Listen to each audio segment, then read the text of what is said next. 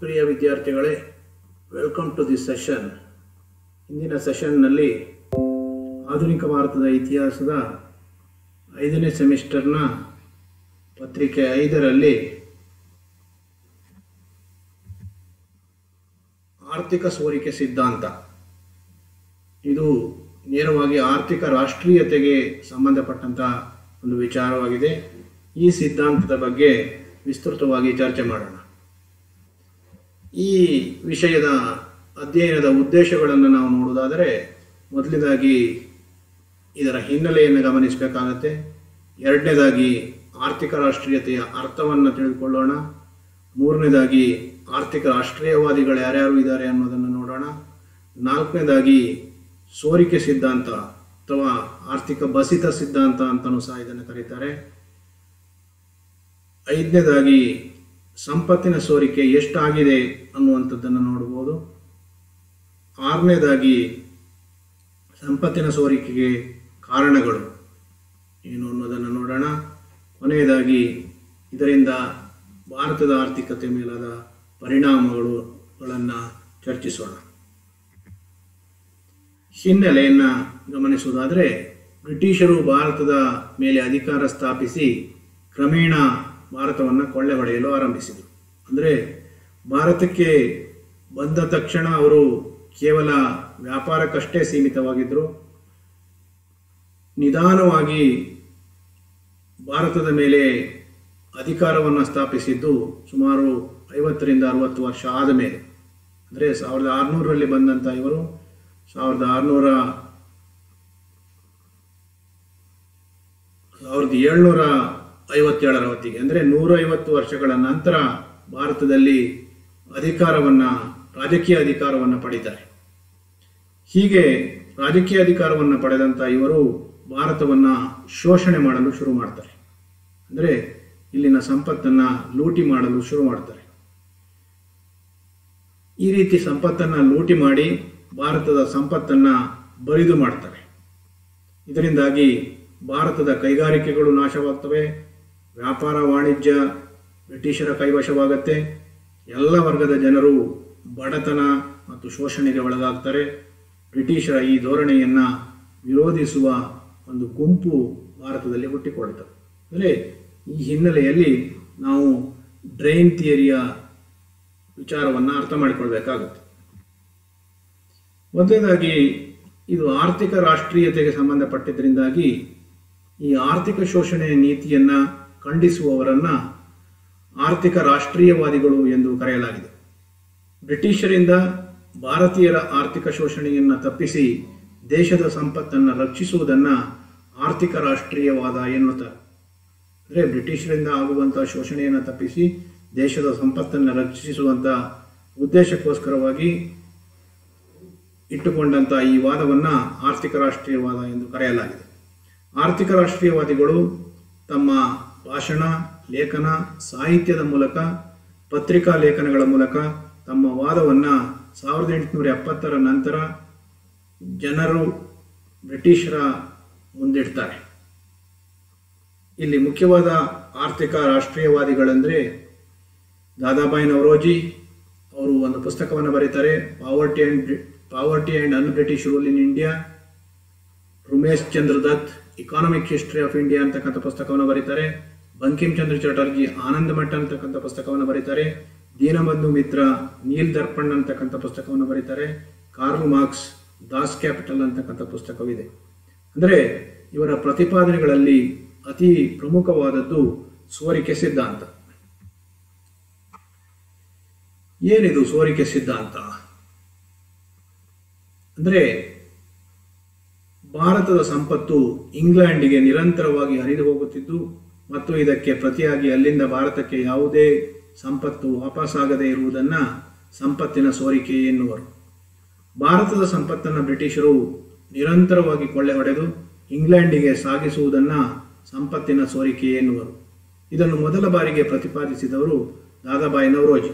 ಇವರು 1901ರಲ್ಲಿ ಪ್ರಕಟಿಸಿದ poverty and an British rule in India ಎಂಬ ಕೃತಿಯಲ್ಲಿ ಅಂಕಿಅಂಶಗಳ ಮೂಲಕ ಇದನ್ನು ವಿವರಿಸ್ತಾರೆ. ಅಂದರೆ ಎಷ್ಟರ ಮಟ್ಟಿಗೆ ಭಾರತದ ಸಂಪತ್ತು ಲೂಟಿ ಆಗ್ತಾ ಇದೆ ಅನ್ನುವಂಥ ವಿಚಾರಗಳ ಬಗ್ಗೆ ಬಹಳ ಸ್ಪಷ್ಟವಾಗಿ ಅವರು ವಿವರಿಸ್ತಾರೆ. 1905ರಲ್ಲಿ ಸುಂಡರ್ಲ್ಯಾಂಡ್ ಅವರಿಗೆ ಪತ್ರವನ್ನು ಬರೆದು ಬ್ರಿಟಿಷರು ಭಾರತಕ್ಕೆ ಬರುವ ಮೊದಲು ದಾಳಿಕೋರರು ಆಗಾಗ ದಾಳಿ ಮಾಡಿ ಸಂಪತ್ತನ್ನು ಲೂಟಿ ಮಾಡ್ತಾ ಇದ್ರು. ಆದರೆ ನಡುವಿನ ಸಮಯದಲ್ಲಿ ಭಾರತ ಮತ್ತೆ ತನ್ನ ಸ್ಥಿತಿಯನ್ನು ವೃದ್ಧಿಸಿಕೊಂಡು ಮತ್ತೆ ಸಂಪತ್ತನ್ನು ಕ್ರೋಢೀಕರಿಸಿಕೊಳ್ಳುತ್ತಿತ್ತು. ಆದರೆ ಬ್ರಿಟಿಷರ ದೈನಂದಿನ ದಾಳಿಯಿಂದ ಭಾರತ ದಿವಾಳಿ ಸ್ಥಿತಿ ತಲುಪಿದೆ, ಮತ್ತೆ ಚೇತರಿಸಿಕೊಳ್ಳುವ ಅವಕಾಶವೇ ಇಲ್ಲದಂತಾಗಿದೆ ಅನ್ನುವಂಥ ವಿಚಾರವನ್ನು ಅವರು ಪತ್ರದಲ್ಲಿ ಬರೀತಾರೆ. ಇವಿಲ್ ಆಫ್ ಆಲ್ ಇವಿಲ್ಸ್ ಅಂತಕ್ಕಂಥದ್ದು ಕೂಡ ಇದೆ. ಬ್ಲೀಡಿಂಗ್ ಇಂಡಿಯಾ ವೈಟ್ ಅಂತಕ್ಕಂಥ ವಿಚಾರವನ್ನು ಕೂಡ ಹೇಳ್ತಾರೆ. ಈ ರೀತಿಯಾಗಿ ಆರ್ಥಿಕ ರಾಷ್ಟ್ರೀಯವಾದಿಗಳು ಸೋರಿಕೆ ಸಿದ್ಧಾಂತದ ಬಗ್ಗೆ ತಮ್ಮ ಅಭಿಪ್ರಾಯವನ್ನು ವ್ಯಕ್ತಪಡಿಸ್ತಾರೆ. ಸಂಪತ್ತಿನ ಸೋರಿಕೆ ಎಷ್ಟಾಗಿದೆ ಎನ್ನುವಂಥದ್ದನ್ನು ಗಮನಿಸುವುದಾದರೆ, ಜಾರ್ಜ್ ವಿನ್ಗೇಟ್ 1835ರಿಂದ 1851ರ ಅವಧಿಯಲ್ಲಿ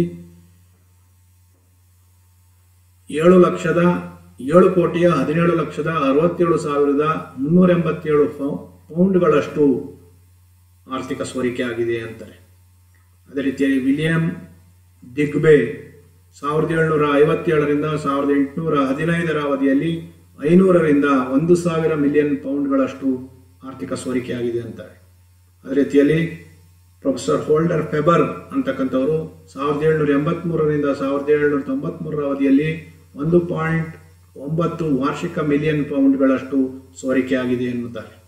ದಾದಾಬಾಯಿ ನವರೋಜಿ ಅವರು 1865ರಿಂದ 1866ರ ಅವಧಿಯಲ್ಲಿ 1,500 ಮಿಲಿಯನ್ ಪೌಂಡ್ಗಳಷ್ಟು ಆರ್ಥಿಕ ಸೋರಿಕೆ ಆಗಿದೆ ಅಂತ ತಿಳಿಸ್ತಾರೆ. ದಿನ್ ಶಾ ವಾಚಾ ಅವರು 1860ರಿಂದ 1900ರ ಅವಧಿಯಲ್ಲಿ ವಾರ್ಷಿಕ 30ರಿಂದ 40 ಕೋಟಿ ರುಗಳಷ್ಟು ಆರ್ಥಿಕ ಸೋರಿಕೆಯಾಗಿದೆ ಅನ್ನುವಂಥದ್ದನ್ನು ಹೇಳ್ತಾರೆ. ಉಮೇಶ್ ಚಂದ್ರ ದತ್ತ ಅವರು ವಾರ್ಷಿಕ 22 ಮಿಲಿಯನ್ ಪೌಂಡ್ಗಳಷ್ಟು ಆರ್ಥಿಕ ಸೋರಿಕೆಯಾದ ವಿಚಾರಗಳ ಬಗ್ಗೆ ತಿಳಿಸ್ತಾರೆ. ಪ್ರೊಫೆಸರ್ CN ವಕೀಲ್ ಅಂತಕ್ಕಂಥವರು 394ರಿಂದ 591 ಮಿಲಿಯನ್ ಪೌಂಡ್ಗಳಷ್ಟು ಆರ್ಥಿಕ ಸೋರಿಕೆಯಾದ ವಿಚಾರವನ್ನು ತಿಳಿಸ್ತಾರೆ. VI ಪೌಲೋವ್ ಅಂತಕ್ಕಂಥವರು 130ರಿಂದ 140 ಮಿಲಿಯನ್ ಪೌಂಡ್ಗಳಷ್ಟು ಆರ್ಥಿಕ ಸೋರಿಕೆಯಾಗಿದೆ ಅಂತ ಹೇಳ್ತಾರೆ. ಈ ಸಂಪತ್ತಿನ ಸೋರಿಕೆಗೆ ಕಾರಣಗಳನ್ನು ನಾವು ಅಥವಾ ಮಾರ್ಗಗಳು ಹೇಗಾಯಿತು ಅಂತೇಳಿ ಗಮನಿಸುವುದಾದರೆ, ಹೋಮ್ ಚಾರ್ಜಸ್ ಅನ್ನೋರು BOD secretary of state and committee staff expenses in 1922 million pounds ಅಂತೇಳಿ ಹೇಳ್ತಾರೆ. 1921-22ನಲ್ಲಿ 40% of total central government expenses ಆಗಿದೆ ಅಂತಾರೆ. ಅಂದರೆ ಯಾವ ಮಾರ್ಗಗಳಲ್ಲಿ ಇದು ಆಗಿದೆ ಅನ್ನುವಂಥದ್ದು, ಅಂದರೆ ಬ್ರಿಟಿಷ್ ಅಧಿಕಾರಿಗೆ ನೀಡುವಂಥ ವೆಚ್ಚ ಇದು. ಅಂದರೆ ಹೋಮ್ ಚಾರ್ಜಸ್ ಅಂತಕ್ಕಂಥವನ ಗೃಹ ಆಡಳಿತ ವೆಚ್ಚಕ್ಕೆ ಅಷ್ಟು ಹಣವನ್ನು ಇಲ್ಲಿ ಕೊಡಲಾಗ್ತಾ ಇತ್ತು ಅಂತೇಳಿ ಹೇಳಿದ್ರೆ ಎಷ್ಟರ ಮಟ್ಟಿಗೆ ಭಾರತದ ಸಂಪತ್ತು ಲೂಟಿಯಾಗಿದೆ ಅನ್ನೋದು ಅರ್ಥ ಆಗುತ್ತೆ. ಅದೇ ರೀತಿಯಲ್ಲಿ ಬ್ರಿಟಿಷ್ ಅಧಿಕಾರಿಗಳ ಸಂಬಳ, ಪಿಂಚಣಿ, ಭತ್ಯೆ ರೂಪದಲ್ಲಿ ಭಾರತದ ಸಂಪತ್ತು ಸೋರಿ ಹೋಗ್ತಾ ಇತ್ತು. ಬ್ರಿಟಿಷರ ರೈಲ್ವೆ, ಕಾಫಿ, ಟೀ, ಬಂದರು, ಇತರ ವಹಿವಾಟುಗಳ ಆದಾಯದಿಂದಲೂ ಕೂಡ ಸೋರಿಕೆ ಆಗ್ತಾ ಇತ್ತು. ಬ್ಯಾಂಕಿಂಗ್, ವಿಮೆ ಹಾಗೂ ಇತರ ಸೇವೆಗಳ ಆದಾಯದಿಂದಲೂ ಕೂಡ ಸೋರಿಕೆ ಆಗ್ತಾ ಇತ್ತು. ಸಾಲದ ಮೇಲಿನ ಬಡ್ಡಿಯ ರೂಪದಲ್ಲಿಯೂ ಕೂಡ ಸೋರಿಕೆ ಆಗ್ತಾ ಇತ್ತು. ನಾಗರಿಕ ಖರ್ಚು, ರಾಯಭಾರಿಗಳ ಸೇವೆ, ಸೈನಿಕ ಸಾರಿಗೆ, ಯುದ್ಧಗಳ ಖರ್ಚು ಇವೆಲ್ಲವೂ ಕೂಡ ಸೋರಿಕೆ ರೂಪದಲ್ಲಿ ಹೋಗ್ತಾ ಇತ್ತು. ಭಾರತೀಯ ರಾಜರ ಕಪ್ಪ ಕಾಣಿಕೆ ಇತ್ಯಾದಿಯೂ ಕೂಡ ಸೋರಿಕೆಯ ಮಾರ್ಗಗಳಾಗಿದ್ದವು. ಷೇರುದಾರರಿಗೆ ಡಿವಿಡೆಂಡ್ ರೂಪದಲ್ಲಿ, ಅಂದರೆ 1833ರಲ್ಲಿ 6,30,000 ಪೌಂಡ್ಸ್ ಅನ್ನ ಭಾರತದ ಕಂದಾಯದಿಂದಲೇ ಅಥವಾ ಭಾರತದ ಆದಾಯದಿಂದಲೇ ನೀಡಲಾಗಿತ್ತು ಅನ್ನುವಂಥ ಅಂಶ ಬೆಳಕಿಗೆ ಬಂದಿದೆ. ಕೊನೆಯದಾಗಿ ಆರ್ಥಿಕ ಸೋರಿಕೆಯ ಪರಿಣಾಮಗಳೇನು, ಅಂದರೆ ಇದು ಯಾವ ರೀತಿ ಭಾರತ ದೇಶದ ಮೇಲೆ ಪ್ರಭಾವ ಬೀರಿತು ಅಂತೇಳಿ ಗಮನಿಸುವುದಾದರೆ, ಮೊದಲನೇದಾಗಿ ಭಾರತ ಇದರಿಂದ ಬಡ ದೇಶವಾಯಿತು. ಅಂದರೆ ಭಾರತದ ರಾಷ್ಟ್ರೀಯ ಆದಾಯ ಕುಗ್ಗಿ ಹೋಯಿತು ಅಂದರೂ ಕೂಡ ತಪ್ಪಾಗಲಿಕ್ಕೆ ಸಾಧ್ಯ ಇಲ್ಲ. ಭಾರತದಲ್ಲಿ ಬಡತನ, ನಿರುದ್ಯೋಗ, ಆರ್ಥಿಕ ಹಿಂಜರಿತಗಳು ಸಾಮಾನ್ಯವಾದವು. ಕೈಗಾರಿಕೆಗಳ ಗುಡಿ ಕೈಗಾರಿಕೆಗಳ ಅವನತಿ ಆಯಿತು, ಬಂಡವಾಳದ ಕೊರತೆ ಉಂಟಾಯಿತು. ಅಂದರೆ ಹಲವಾರು ರೀತಿಯ ಸಮಸ್ಯೆಗಳು ಅಥವಾ ಪರಿಣಾಮಗಳು ಇದರಿಂದ ಎದುರಿಸಬೇಕಾಗಿ ಬಂತು. ಬ್ರಿಟಿಷರ ಶೋಷಣಾ ನೀತಿ ಇದರಿಂದ ಬಹಿರಂಗವಾಯಿತು. ವ್ಯಾಪಾರ ಮತ್ತು ವಾಣಿಜ್ಯದ ಅವನತಿ ಆಯಿತು ಅಂತಲೇ ಹೇಳಲಾಗಿದೆ. ದಾದಾಬಾಯಿ ನವರೋಜಿ ಹೇಳುವಂತೆ ಹಾನಿಯಲ್ಲಿಯೇ ಹಾನಿಕಾರಕ ಬ್ರಿಟಿಷರು ಭಾರತೀಯರ ರಕ್ತ ಹೀರುವ ಜಿಗಣೆಗಳಾದರು. ಅಂದರೆ ಎಷ್ಟರ ಮಟ್ಟಿಗೆ ಇವರು ಭಾರತವನ್ನು ಕೊಳ್ಳೆ ಹೊಡೆದರು ಅಂತ ಹೇಳಿದ್ರೆ, ಸಂಪೂರ್ಣವಾದಂತಹ ಸಂಪತ್ತನ್ನು ಲೂಟಿ ಮಾಡುವ ಮೂಲಕ ಭಾರತೀಯರ ಹೊಟ್ಟೆ ಮೇಲೆ ಹೊಡೆಯುವಂಥ ಕೆಲಸವನ್ನು ಮಾಡಿದ್ರು. ಅಂದರೆ ಭಾರತೀಯರ ದೈನಂದಿನ ಜೀವನಕ್ಕೂ ಕೂಡ ತೊಂದರೆ ಆಗುವ ರೀತಿಯಲ್ಲಿ ಇದು ಭಾರತೀಯರ ಮೇಲೆ ಪರಿಣಾಮ ಬೀರಿತು ಅಂತಲೇ ಹೇಳಲಾಗಿದೆ. With this, I will end this session.